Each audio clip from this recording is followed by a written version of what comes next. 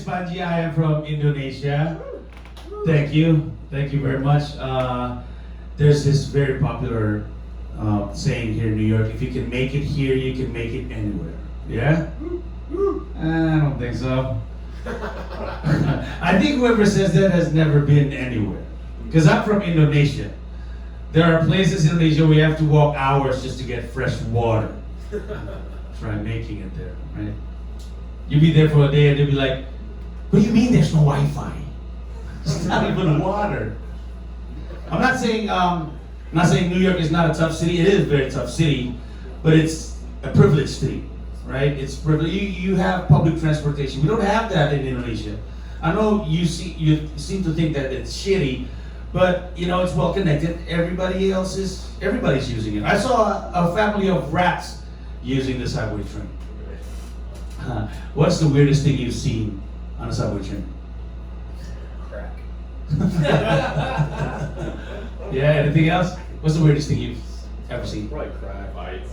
Right. Fights, yeah. Really? Oh yeah, blood fights. I think this may not sound like it's weird, but it's weird when you think about it. I saw a couple of pigeons inside the train. Yeah.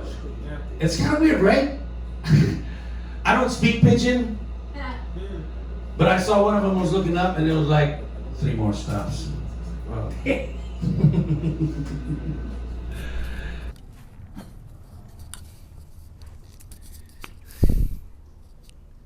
Suasana santai-santai aja karena melakukan video ini di pekarangan belakang rumah sendiri.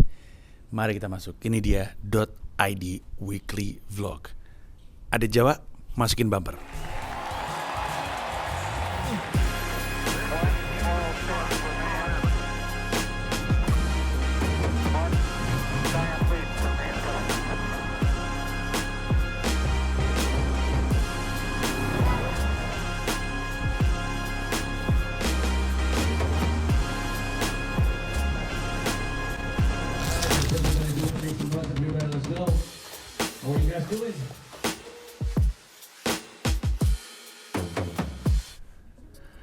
Ada Jawa tuh editor gue. Waktu itu udah nanya sama gue, Bang Panji tinggal di Amerika, yang ngedit videonya dari Amerika? Enggak, yang ngedit videonya dari Indonesia, namanya Adit. Siapa Adit? Nama lu Adit Alfian ya? Ya.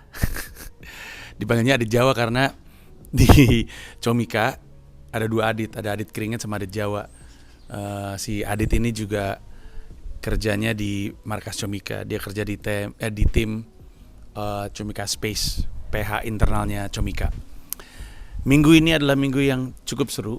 Kita bisa bagi 2 pembahasan kita di minggu ini, ngomongin soal keseharian gua pribadi dan aktivitas stand up komedi gua. Sebagai seorang pribadi alias ayah dan suami, ini soalnya minggu yang seru. Sebenarnya secara umum minggunya itu dihabiskan untuk ngantar jemput anak. Jadi ini adalah Senin pertama kami tinggal di sini.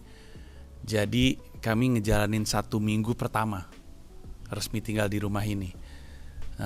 Ngejalanin malam pertama. Ada videonya gue kasih malamnya seperti apa di rumah.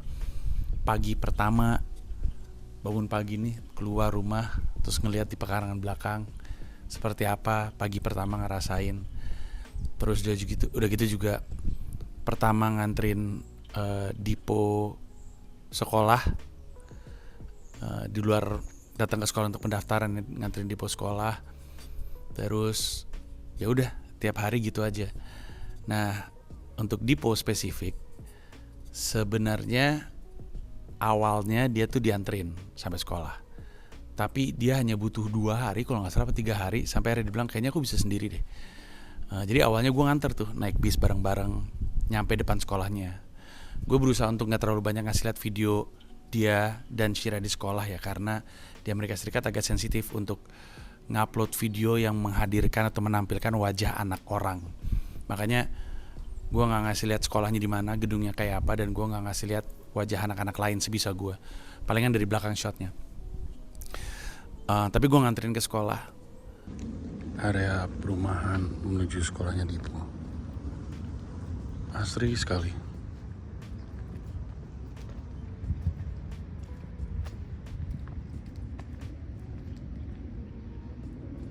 Terus gue jemput di sekolah, gue duduk gitu di depan pagar sekolahnya. Terus pas dia muncul dari dalam gedung, terus kami naik bis pulang. Besoknya dia bilang, aku diantar sampai bus stop aja deh, kata dia gitu. Terus gue antar sampai bus stop. Gue ngeliat anak gue naik bis sendiri. Itu ada rasa haru yang harus gue akuin, mungkin agak lebay ya. Mungkin anak-anak lain udah biasa, tapi Dipo dari SD sampai dia lulus SMP, dari TK sampai dia lulus SMP, dia selalu dianterin ke sekolah. Nggak pernah sendiri. Seminimal-minimalnya yang nganterin mbak. Cuman kemarin dia berangkat sendiri. Pulang sendiri. Tadinya gue tanya, perlu dijemput di bus stopnya nggak? Iya, kata dia. Akhirnya gue jemput di bus stopnya. Terus kita pulang sempat beli pizza. Terus besoknya dia bilang, aku nggak usah diantar deh, aku bisa sendiri gitu. Karena memang sebenarnya gampang, keluar rumah nih ke kiri, jalan 2 blok, itu bus stopnya dia. Dia naik dari situ dan karena dia udah SMA, nggak ada bis sekolah. Bis sekolah tuh sampai anak kelas 4. Itu juga kalau tinggalnya lebih dari 1 mile. Kalau di bawah 1 mile nggak bisa naik bis sekolah, jalan aja. Terus nanti lo hitung sendiri ya berapa kilometer. Nah terus karena dia SMA, dia nggak dapet bus stop, jadi sama sekolahnya dikasih Metrocard. Metrocard itu yang biasa untuk busway untuk subway dan juga untuk bis. Terus jadi dia bisa berangkat sendiri, dia masukin Metrocardnya, dia naik, dia jalan, dia ngeliat sekolahnya, dia turun, nanti pulang sekolah dia nyebrang, naik dari bus stop, berhenti di tempat yang sama, terus jalan ke sini. Jadi sebenarnya gampang. Dan waktu dia berangkat sendiri juga ada rasa haru, aneh banget rasanya. Aneh banget. Aneh banget gitu. Ngelepas anak berangkat sendiri gitu. Pulang juga sendiri. Aneh banget ngelepas anak berangkat sekolah. Berangkat sendiri dengan siapa-siapa dah. Tapi akhirnya sampai dengan akhir minggu dia udah berangkat dan pulang sendiri, yang mana berarti menyisakan nganterin si Shira. Nah Shira sampai dengan akhir minggu memang diantar, tapi sebenarnya gampang. Jadi keluar rumah, kalau Dipo kan keluar rumah ke kiri, ke bus stopnya dia. Kalau Shira tuh keluar rumah ke kanan, jalan terus aja 15 menit mungkin kalau jalan buru-buru ya. Kalau jalan santai aja mungkin 25 menit nyampe tuh sekolah. Abis itu lingkungan juga enak gitu, lingkungan menuju sekolahnya juga enak, nggak nakutin gitu, santai. Jadi anak-anak juga, atau Shira tepatnya, nggak terlalu takut. Jadi dia awalnya dianterin, pulangnya dijemput. Lama-lama kayak kemarin dia sempat bilang, aku kayaknya bisa deh sendiri gitu. Oh ya udah, coba kita jalan, terus kamu nentuin mau belok-belok mana. Nah terus dia sempat salah belok tuh. Terus gue bilang berarti masih harus dijagain. Terus berapa hari kemudian sampai dengan hari Jumat kemarin, dia masih harus ditemenin. Tapi kelihatannya minggu depannya nih, sekarang tepatnya, ini kan gue ngerjain hari Senin, kayaknya di minggu ini, di episode berikutnya, dia udah bisa berangkat dan pulang sekolah sendiri. Walaupun begitu, rencana gue sih adalah dia jalan sendiri, tapi diam-diam gue ngikutin, memantau dia untuk memastikan bahwa dia benar-benar aman. Karena gimana ya, namanya juga anak perempuan sendiri, anak perempuan udah mah anak buntut perempuan lagi, jadi ya bawaannya mungkin lebih protektif lah. Tapi secara umum itu yang gue lakukan. Plus kalau di episode lalu gue ngerangkai AC, kalau sekarang gue ngerangkai tempat tidur sendiri. Wah, bangga sekali. Gue ngerangkai tempat tidur untuk Shira, dan gue ngerangkai tempat tidur untuk kami, untuk yang gede di kamar utama. Gue nggak tahu, kayaknya gue bikin video time lapse-nya deh, tapi gue nggak tahu yang gue bikin video time lapse mana. Tapi gue ada video transisi yang agak-agak caur. Ada Jawa, Anda jangan ngejudge. Gue bikin video transisi. Nanti lu lihat video transisi kayak apa. Tapi itu gue ngerangkai sendiri, jadi ya gitu deh. Udah mah kemarin nggak pernah masak AC sendiri, gue juga nggak pernah ngerangkai kasur sendiri dengan segala masalahnya seperti yang lo tahu. Antara nggak sesuai sama gambar, atau barangnya nggak pernah bener-bener bisa, nggak bener gitu. Ada aja ntar satu baut yang gak masuk, ada aja ntar satu besi yang bengkok. Tapi ya saya berhasil melakukan itu sendiri. Shira suka sama kamarnya. What about it did you like? I don't know. It's your first time having your own room, right? Yeah, and some actual privacy. Jadi sekarang dari 1, 2, 3, 4 kamar, 2 udah ada tempat tidurnya plus kasur, sisanya masih matras doang. Jadi termasuk kamar tamu tuh, kamar tamu yang di bawah tuh belum ada tempat tidurnya. Jadi masih nunggu 2 rangka tempat tidur berikutnya dikirim, kemudian kita pasang lagi. Terus apa lagi? Udah itu aja. Palingan gue sempat bikin ini Twitter Space. Abis nganter Shira, gue bikin Twitter Space untuk promo mendarat darurat. Gue bikin di taman gak jauh dari sekolahnya Shira. Sebenarnya tamannya masih bagian dari taman sekolahnya anak-anak. Sempat bikin Twitter Space di situ. Udah deh. Nah, di luar itu adalah aktivitas gue sebagai stand up comedian.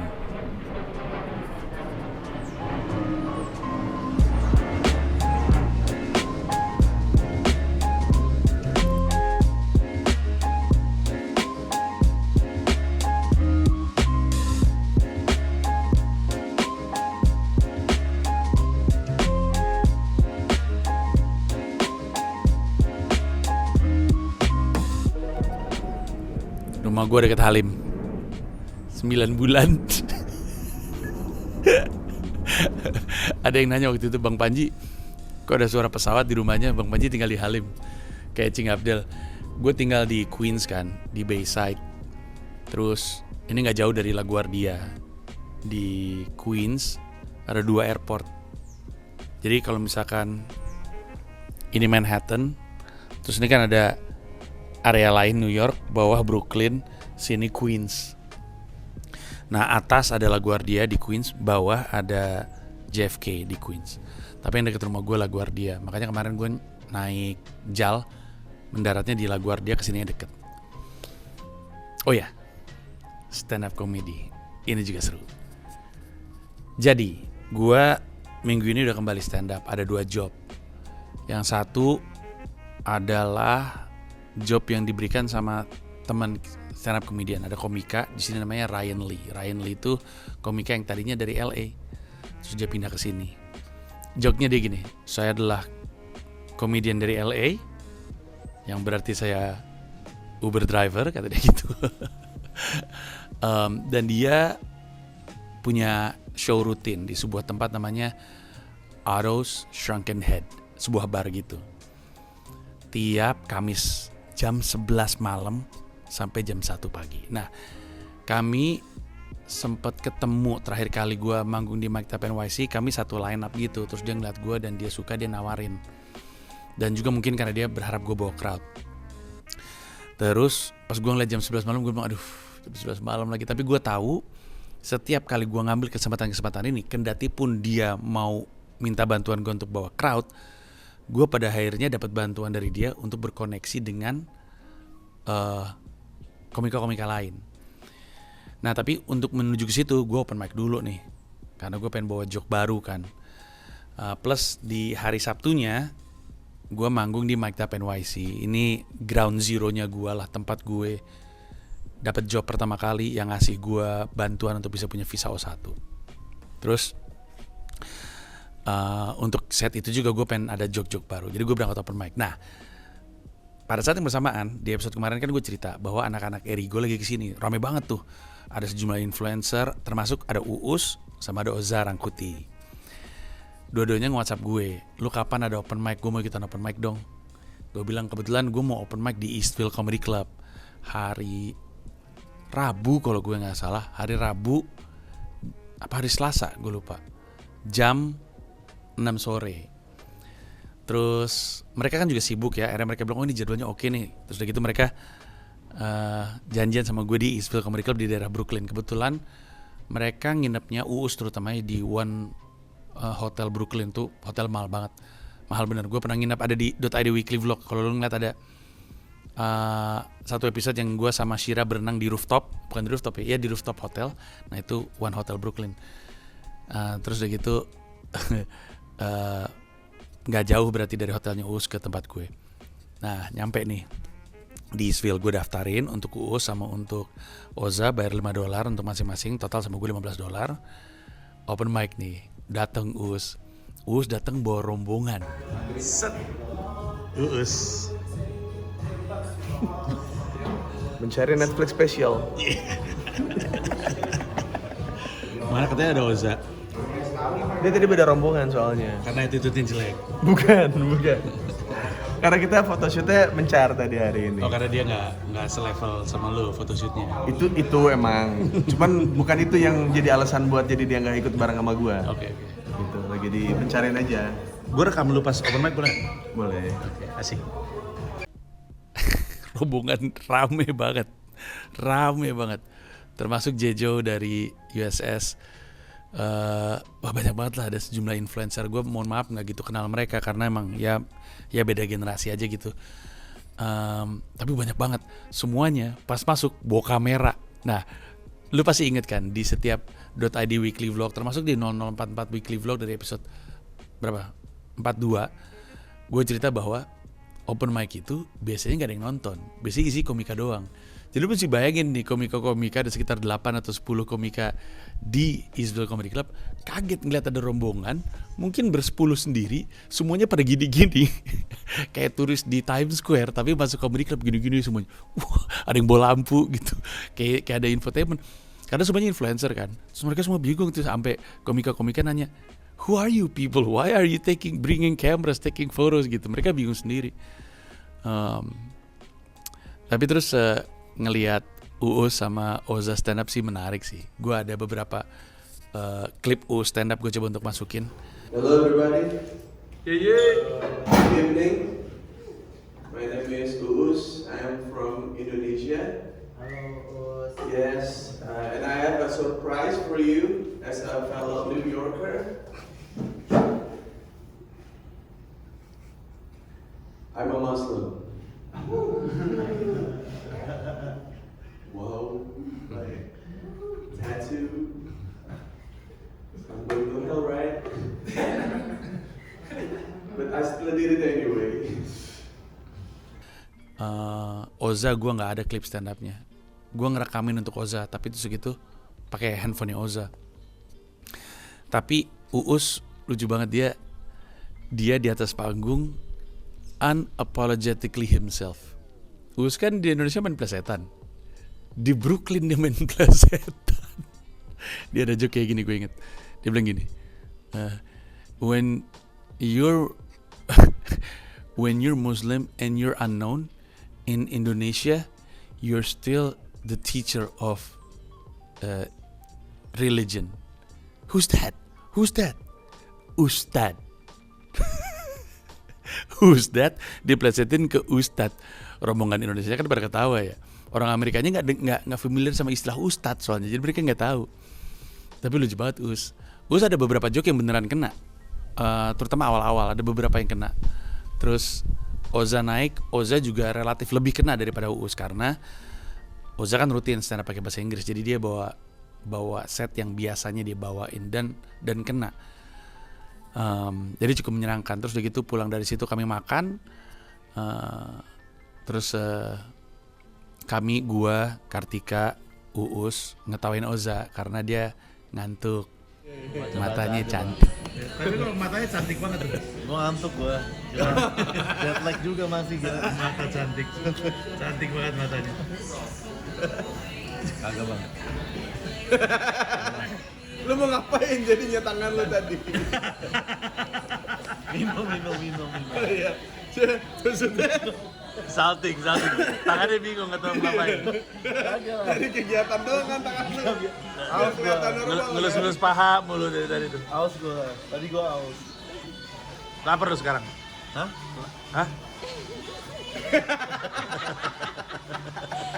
Gak apa-apa. Lucu nih, gue naikin di YouTube gue. Janganlah, Bang. Lah kan nggak giting, takutnya kenapa? Iya sih. Selalu, Bang. Terus udah gitu, udah nih, mereka pulang. Gue hari Kamis open mic lagi. Sebelum malamnya gue manggung, gue latihan 2 kali di Producers Club. Producers Club tuh venue yang mengadakan Mic Tap NYC. Nah, di hari Kamis di Producers Club itu ada early mic jam 6, ada live stream Thursday jam 7, ada live stream takeover jam 8. Nah, gue open mic yang jam 6 sampai jam 7. Jam 7 sampai 8-nya gue nge-host live stream Thursday. Kalau mau cek di Instagramnya @mictapnyc, MICDUPNYC. Abis itu setelahnya di live stream takeover gue ngelatih set gue lagi. Jadi gue 2 kali sempat latihan, sebenarnya 3 kali karena waktu gue nge-MC pun gue tipis-tipis ngelempar beat. Baru terus malamnya gue manggung. Nah, waktu malamnya gue manggung, gue gak berharap banyak orang Indonesia datang tuh nonton. Karena kan jam 11 malam, siapa juga yang sana. Pas nyampe ke sana, ketemu lo sama orang-orang Indonesia. Ada kawan-kawan dari Teguk. Teguk itu adalah brand beverage yang datang dari Indonesia, tapi mereka buka toko pertamanya di New York. Mereka datang dan mereka ngasih gue minuman. Enak sekali. Terima kasih teman-teman Teguk dan sukses untuk Teguk NYC. Ini rombongan Ben Hill nih, Ben Hill. Halo, dari BSD. Oh, ini nggak saling kenal? Hah? Nggak saling kenal? Kenal banget. Adik kakak. Iya, adik kakak. Pantesan mukanya mirip banget. Tinggal di sini? Hah? Enggak. Oh, emang lagi di sini? Iya. Saya tinggal di sini, Oh, di Wilkes-Barre. luar Mereka biasa. mau buka Buka gerai. teguk, minuman teguk. Oh, luar biasa, mantap. Dari Indonesia, tinggal di sini di mall. Mantap, luar biasa. Pengusaha hebat. Dan rombongan dari Warkop NYC nonton juga mereka karena mungkin udah tutup. Nah, cuman masalahnya malam banget. Penonton yang datang untuk nonton gue aja pindah ke belakang untuk tidur gitu. Tapi gue headlining di situ. Nah, yang paling menyenangkannya adalah di antara komika-komika yang nonton ada yang nyamperin gue. I love your set. Boleh ini kartu nama gue. Nanti tolong kasih tahu gue nomor lu. Gue pengen ngajak lu di show gue. Kayak tadi yang gue bilang. Kesempatan-kesempatan gini harus diambil terus.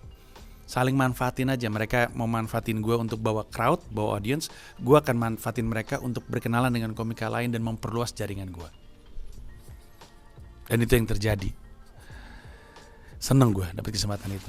Udah nih, hari Jumat gue gak open mic. Hari Sabtu gue show di Mic Tap NYC. Hari Sabtu lebih banyak orang Indonesia yang datang. Sekitar 8 orang Indonesia yang datang. Kalau lu ingat di episode entah berapa tuh sebulan yang lalu yang gue ngisi di Mic Tap NYC yang gue bilang orang Indonesia yang datang cuma 1, itu juga Robi temen gue, penonton Dota di Weekly Vlog pasti kenal. Dan total penontonnya ada 4, komikanya ada 10, jadi banyakan komika daripada yang nonton. Terus gue bilang gue sempet gak enak, gue sempet barking, ada di Dota di Weekly Vlog, gue sempet teriak-teriak, siapa yang mau nonton stand up di pinggir jalan gitu. Tapi kali ini orang-orang Indonesia kembali gitu, 8 orang nonton dan segala macam ya. Guanya alhamdulillahnya pecah. Setelah acara, gue mendapatkan sesuatu yang sungguh menyejukkan hati. Gue kasih lihat klipnya nih, ini lo tonton dulu. Ini jam 11 malam lewat 10 menit. Gue baru balik nyampe rumah habis manggung di Mic Tap NYC. Pulang langsung nyalain kamera.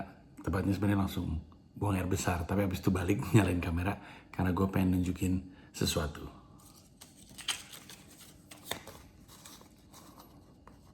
Tahu ini apa? Ini udah $30. Tapi $30 bukan sembarang $30. Ini adalah duit pertama yang gue hasilkan sebagai seorang komika di New York. Officially my first ever payment.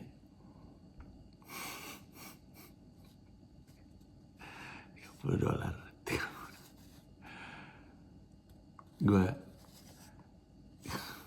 Gue senang banget sama duit ini, bangga banget sama duit ini nggak akan gue pakai, nih, mau gue bingkai, penglaris.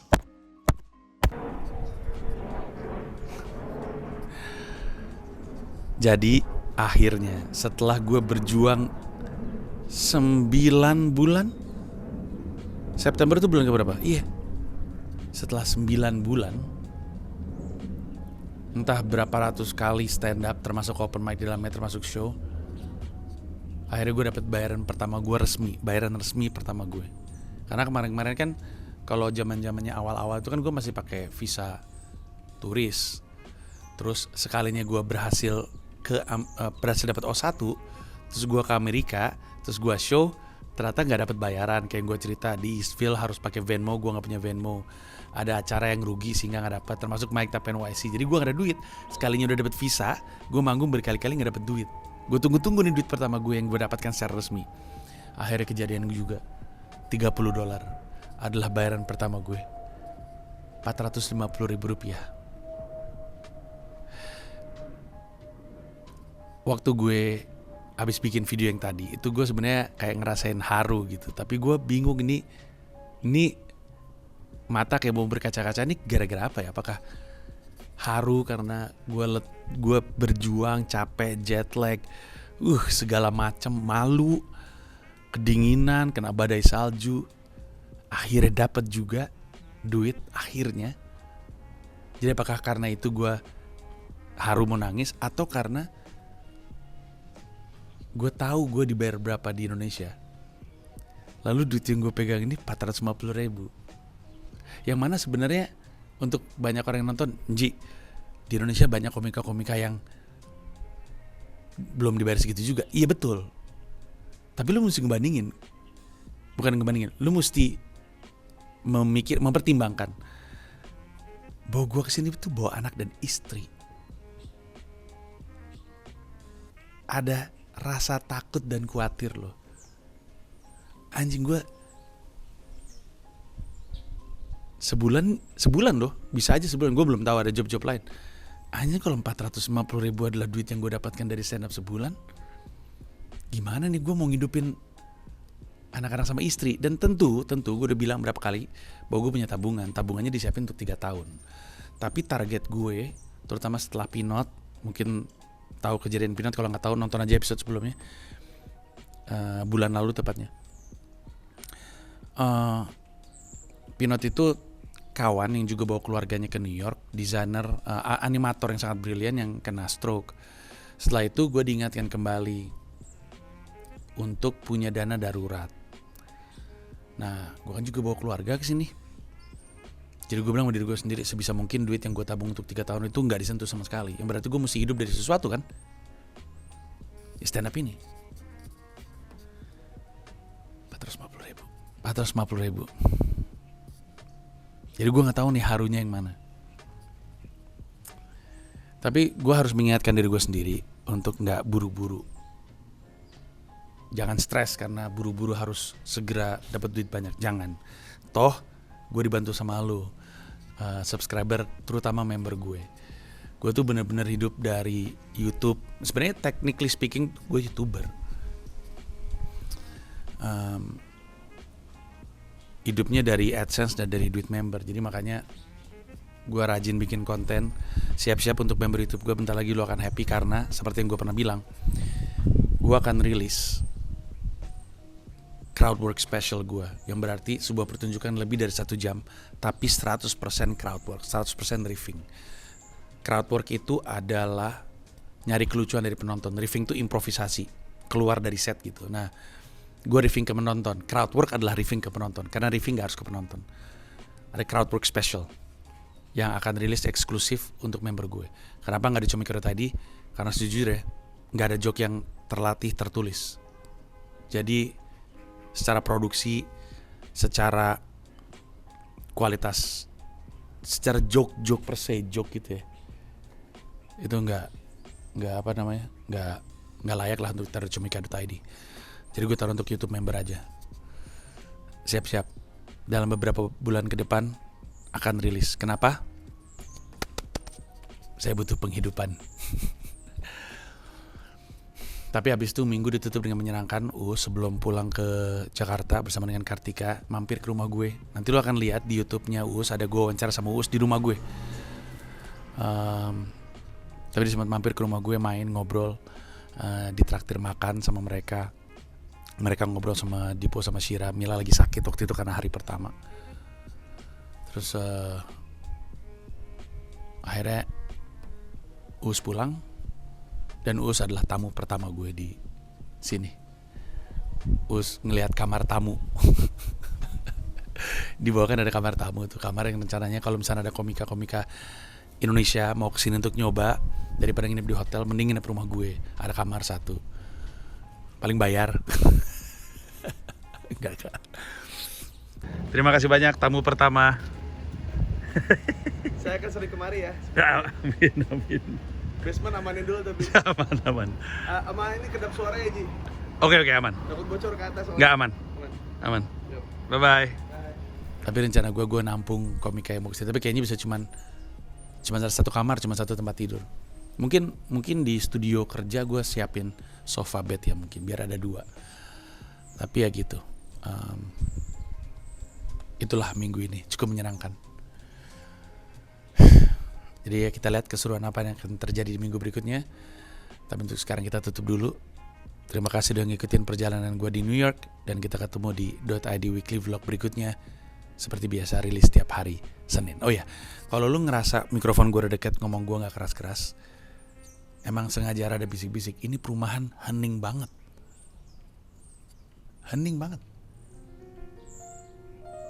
Gue takut ganggu tetangga.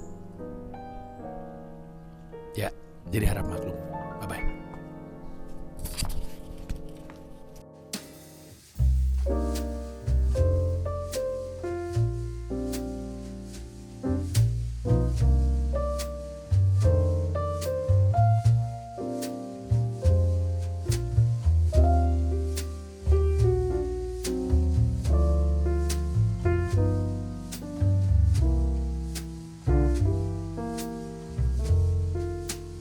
Terima kasih udah nonton video ini dan juga terima kasih udah subscribe kanal YouTube gua. Gua mau ngasih tahu bahwa gua membuka YouTube membership dan ada 3 jenis penawaran.